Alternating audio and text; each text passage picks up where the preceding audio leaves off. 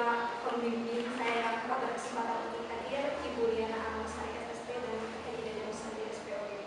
Di sini saya akan mempresentasikan tentang hasil karya tulis ilmiah saya yang berjudul Pidana Digital Salim pada nyonya H usia 38 tahun di 4P3 Grafida 3945 Malas Fasilitator dengan Frekuensi dan Presentasi Community RSUD Dr. Selamat Dewi 2017. Adapun yang melatar belakangi dari judul karya tulis ilmiah ini yaitu tidak lepas dari tingginya angka kematian ibu yang mana menurut survei Demografi Kesehatan Indonesia tahun 2012 tercatat 359 per 100 ribu kelahiran ibu dengan 3 penyebab utama yaitu perdarahan, infeksi, dan preeklamsi. Di mana pada tahun 2013 ini preeklamsi meningkat lebih dari 25%, menjadikan penyebab utama, dan Kota Bandung ini menjadi salah satu penyumbang dari angka kematian ibu yang mana penyebabnya dari preeklamsi atau eklamsi.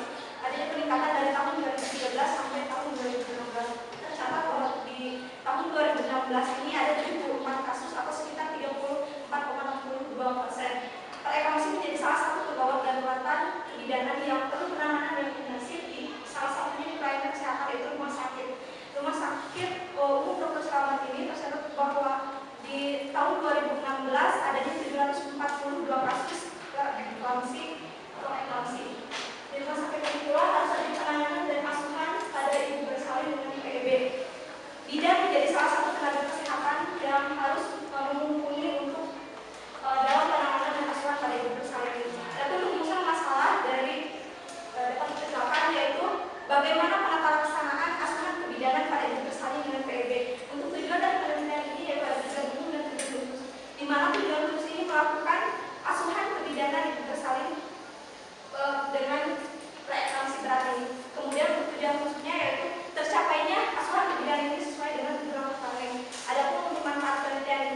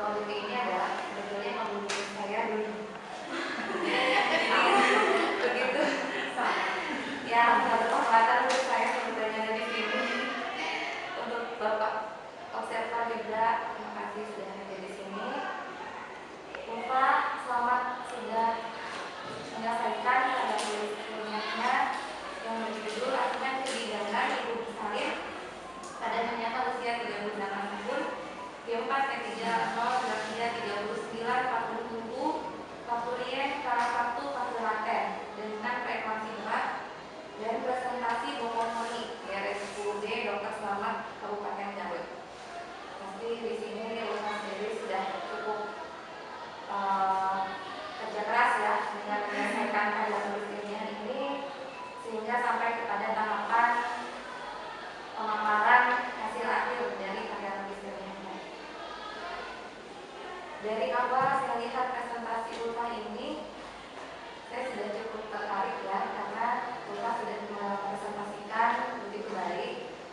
Saya rasa Ulfa sudah menguasai ya, dari mulai bab 1 sampai dipresentasikan dari bab 4, kemudian kasusnya sampai kesimpulan ya, sampai kesimpulan. Namun di sini mungkin saya sebetulnya kalau bertanya nanti bisa dijawab ya, tadi maksudnya hanya beberapa klarifikasi atau masukan ya, baik itu misalnya dari segi konten ataupun penulisan. Untuk di sini sendiri misalnya ingin mengambil kasus reklamasi berat ini, kenapa tertarik mengambil reklamasi berat ya? Karena dari data dia memang reklamasi ini adalah menjadi salah satu penyebab dari api dan menjadi nomor 1 gitu. Kemudian saya ingin bagaimana setelah pelaksanaan pada persalinan ini dengan reklamasi berat, pada reklamasi berat, karena reklamasi berat ini juga kan nantinya adanya masalah potensial yang secara tiba-tiba akan datang dari juga menurut Salom Harjo bahwa pada ibu akan terjadi eklamasi, di mana eklamasi itu seperti halilintar yang akan datang secara tiba-tiba gitu. Jadi bagaimana antisipasi kita gitu terhadap kejadian eklamasi berat ini, ingin bagaimana penata laksanaan yang benar dan sehingga nanti saya dapat mengaplikasikan di lapangan. Jadi frekuensi berat ini merupakan salah satu penyebab untuk paling tinggi ya. Di sini saya lihat di data memang ada yang menyebutkan bahwa sebelumnya tahun 2015 itu penyebab kedua ya setelah perdarahan. Tapi ternyata di 2016 ini memang mengalami peningkatan ya, sehingga menjadi rankingnya itu pertama reklamasi. Mungkin masukan saja ini pastelnya itu lupa menuliskan bahwa reklamasi berat merupakan urutan pertama penyebab. Jadi ditulis berapa angkanya, sedikit dicantumkan bahwa presentasinya segini gitu ya, untuk dan itu angka itu tahun berapa, karena yang kita tahu bahwa itu yang memang terbaru yang penyebab paling tinggi itu, bukan yang tahun kemarin ya. Tadi saya memang karena memang dari referensi tidak didapatkan spesifik asuhan kebidanan pada reklamasi itu seperti apa, harusnya seperti apa. Namun kita kan sebagai bidan terpaku pada Permenkes 1464 yang 2010 bab 3 pasal 18 bahwa seorang bidan harus mampu menghormati hak pasien, memberitahukan bagaimana keadaan saat ini, bagaimana dan juga memberikan informasi tentang masalah kesehatan pasien dan pelayanan yang dibutuhkan pasien seperti apa. Nah, di sini kami melakukan perencanaan atau memang asuhan yang mungkin ini sudah mengacu pada Permenkes 1464 dari mulai observasi yang kita lakukan seperti apa untuk bidan, harus melakukan observasi dari mulai keadaan umurnya sampai dengan pemeriksaan dalam pemantauan adanya tanda keracunan MBS seperti itu. Kemudian pastinya memberikan yang bersifat mandiri, mengajarkan pada pasien untuk teknik relaksasi, memberikan support mental juga kepada pasien. Kemudian juga untuk pendidikan kesehatannya, memberitahukan bagaimana kondisi kehamilan saat ini tentang pasien, apakah harus ada tindakan segera atau tidak, bagaimana menghilangkan rasa kekhawatiran atau kecemasan terhadap pasien itu sendiri.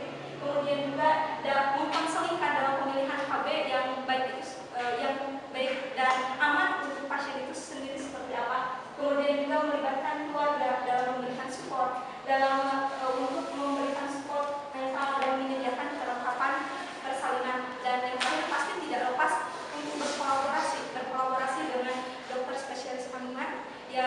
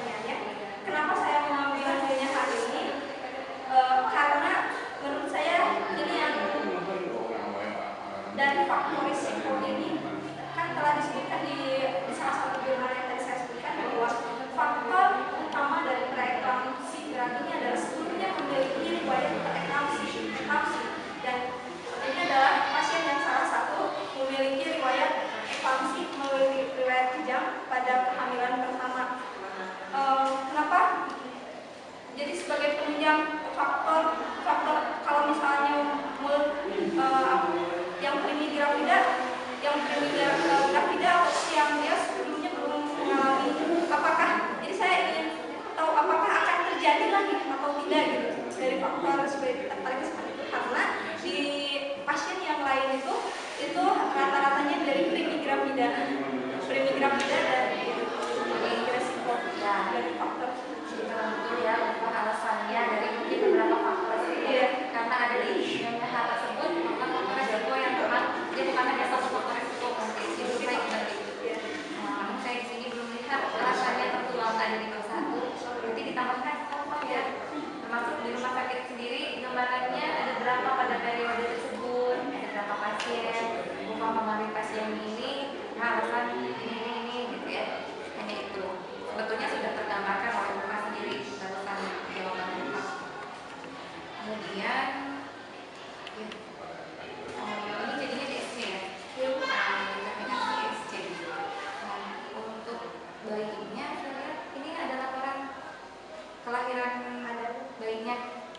Sebenarnya untuk laporan kesalinnya ada, Jadi tapi bayinya tidak terlampirkan. Oh, tidak terlampirkan, Tidak memang terlampirkan. tidak dituliskan di sini. Riwayat, maksud saya gini, tadi kan Upah menuliskan bahwa di masalah potensialnya ada penyulit untuk ibu dan penyulit untuk janin. Hanya masukan saja mungkin ya, sebaiknya dituliskan juga minimal pada saat setelah SC-nya, apakah si bayinya lahir misalnya pada jam sekian, bayi lahir secara seksio sesarea misalnya dengan cara operasi sesar dengan berat badan sekian. Jadi hanya melihat bahwa ada penyulit atau tidak gitu. Dengan ibu yang mengalami prevalasi berat dengan presentasi hormonnya, apakah si bayinya mengalami penyulit atau tidak. Walaupun kita tidak fokus melakukan asuhan juga ke bayinya gitu. Karena kan apalagi ibu sakit kan itu berbeda hormonnya. Tapi kalau untuk laporan persalinan saya rasa tidak ada salahnya kalau kita memasukkan catatan tentang kelahiran bayinya gitu ya. Apa yang dikatakan muridnya?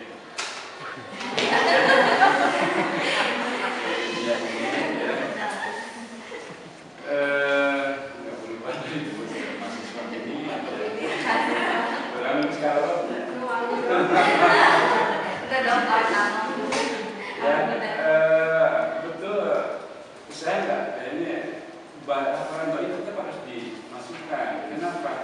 Dan mungkin ini salah satu juga mungkin dari sebagai pidana atau dievaluasi di perlindungan itu tidak mencermat dengan yang mengetahui kondisi bayinya. Jadi kehilangan itu seperti apa? Apalagi taruhlah semua persalinan yang ditolong oleh bidan pun kan, apalagi kalau sendirian kan, kondisi bayi kan harus diketahui itu yang biasa ada berat badan termasuk yang kondisi dalam kondisi yang ini walaupun setelah ya kalau misalkan di rumah sakit diperiksa dan kemudian itu semuanya kan kalau misalnya resiko tiga semua kolaborasi tapi bukan berarti kita tidak ingin tahu kondisi bayi ya. Kenapa?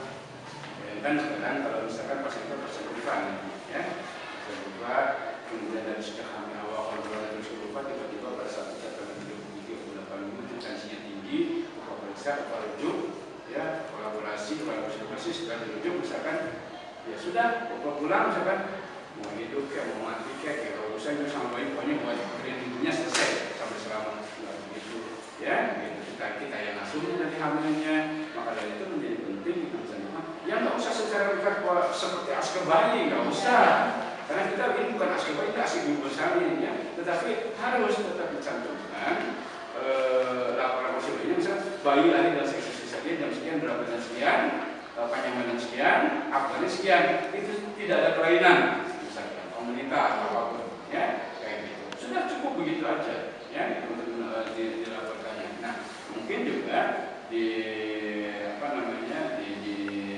askar di plan itu dia mungkin karena kan kalau saya di perencanaannya itu kan ya seperti biasa kan ya gitu kolaborasi kan keinginan kawan kita masuk si bayinya jadi akan nyambung nanti ketika ada dievaluasinya ya.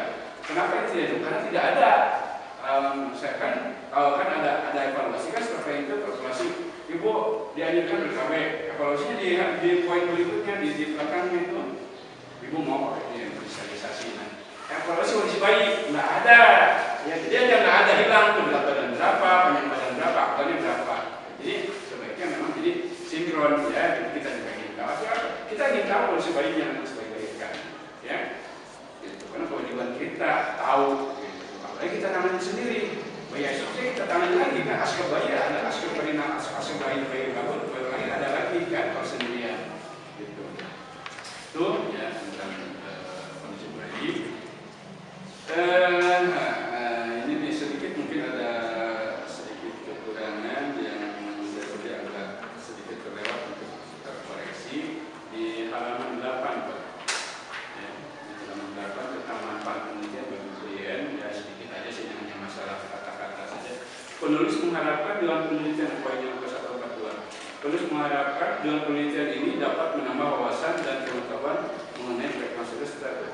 Jadi mungkin sedikit tambahan dengan penelitian ini klien dapat tambahin aja lagi. Karena kalau bisa penulis subjeknya penulis ini, jadi penulis lagi yang harus tahu lagi. Gitu. Padahal maksudnya kan untuk klien, ya. Jadi dan kalau misalnya maksudnya kan klien kan, maksud Ulfa kan. Kalau kita dapat menambah wawasan pengetahuan mengenai frekuensi serta mendeteksi secara dini, ya. Nah, jadi cocokkan lagi dengan karakteristik pasiennya, cocokkan lagi nanti dengan apa? Ini kan kita memberikan manfaat pasiennya, kita belum tahu, seolah-olah kita belum tahu pasien kita pasien apa, ya. Artinya cocokkan itu ketika kita sudah tahu, misalnya mencocokkannya, ya. Kalau misalnya kita berbicara tentang dapat menambah wawasan pengetahuan mengenai frekuensi serta mendeteksi dini, lah, ini pasien seolah-olah kita suruh hamil lagi, ya. Jadi apa namanya, spesifikkan dengan kasusnya. Maksudnya tidak bisa kita menjelaskan semua manfaat ini. Setiap kasus itu selalu berbeda, ya. Yang G5 K4 anak di tanah akhir tidak ada semua, lain ceritanya, ya. Yang G1 40 tahun, lain ceritanya, ya. Karena dia masih mungkin hamil, gitu kan. Tapi kalau pada usia G4 K36 38 tahun anak ini 3, ya. Pemikiran kita sudah, anak ibu ini nggak boleh hamil lagi, ya, gitu. Maka bukan pengetahuan oke, tapi wawasan yang harus kita harapkan dari dia adalah wawasan tentang bukan deteksi dininya kan dia tidak akan hamil lagi, tapi wawasan tentang tentang karena kan dia sudah datang dalam kondisi hamil dan sudah dipakai malah kan, jadi cukup untuk kelihatan dapat mengenai wawasan pengetahuan tentang resiko-resiko kami khususnya preeklamsi dan ya pada sini sih orang dia udah hamil lagi, ya, gitu, dan tentang bahkan mungkin cara kontrasepsinya, gitu, cara kontrasepsinya. Itu aja sih tambahan dari saya, ya, bahwa tadi saya menambahkan juga dari tadi ini memang kalau lihat angka ini kan masih umum ya, artinya 359 aja, berapa eklamsinya betul, memang sebatas titik poin sebetulnya ya. Kemudian untuk metode dan hasil itu dipisahkan loh Mbak. Ya, paragrafnya ya, ini satu paragraf, ini hasil sama metode itu nanti dipisahkan. Kemudian yang kesimpulan, sebetulnya kesimpulan yang tadi ditanyakan Bu Widya,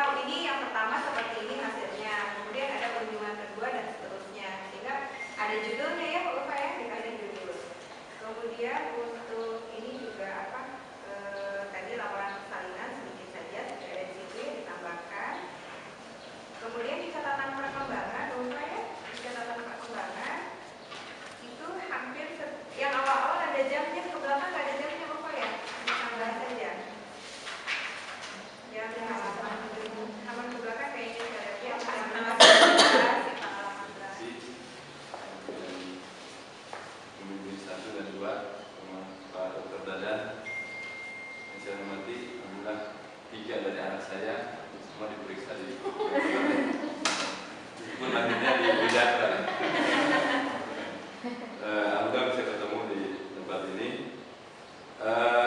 Sesuai dengan tugas dan fungsi saya, bagaimana yang ditugaskan dari lembaga, itu memantau dan menilai terkait dengan perjalanan atau pelaksanaan presentasi dari KTI ini.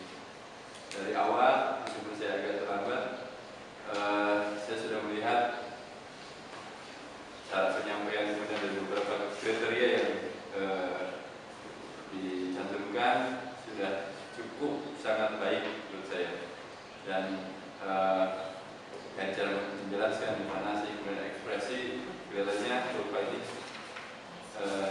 sudah sangat menguasai.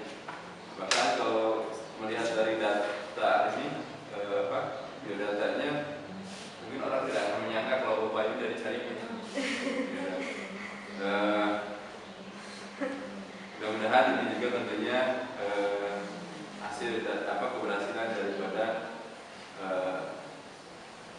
para dosen, kemudian para pembimbing, sehingga perjalanan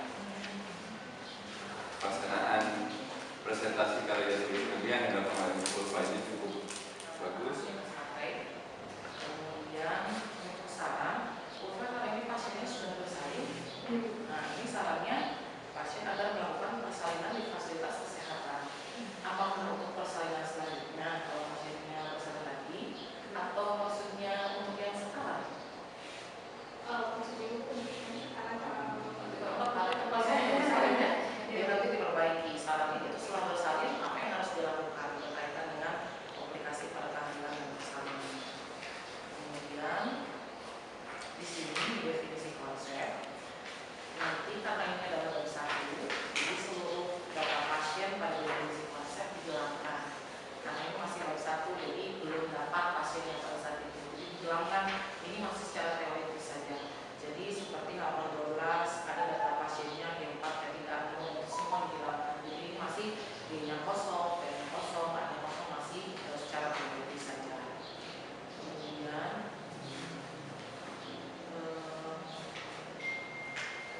secara keseluruhan, pada bagian mana Ulfah melakukan asuhan dari awal mana sampai akhirnya mana asuhan yang Ulfah lakukan?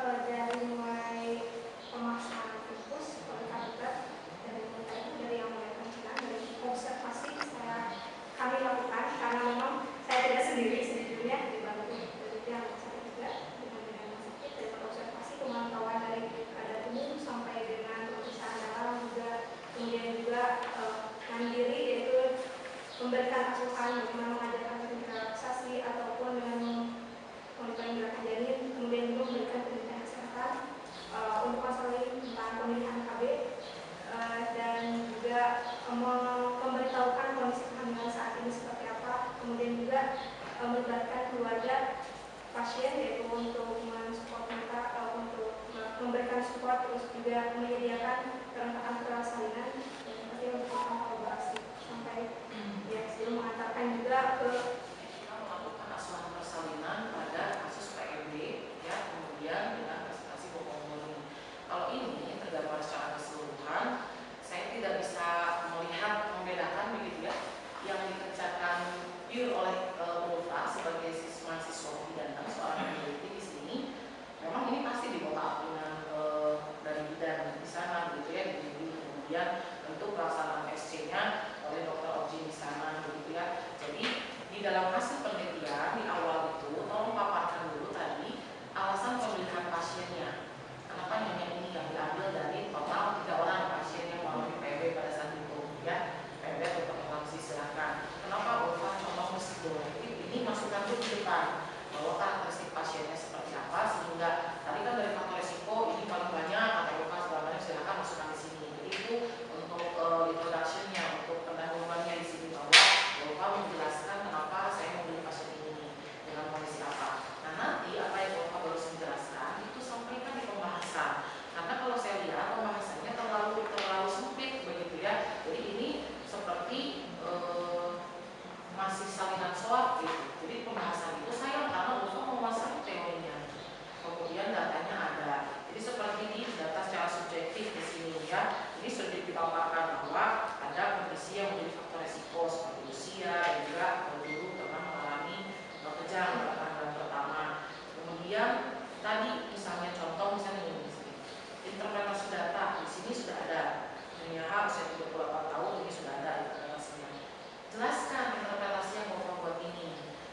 P4 itu maksudnya apa, P3, A0,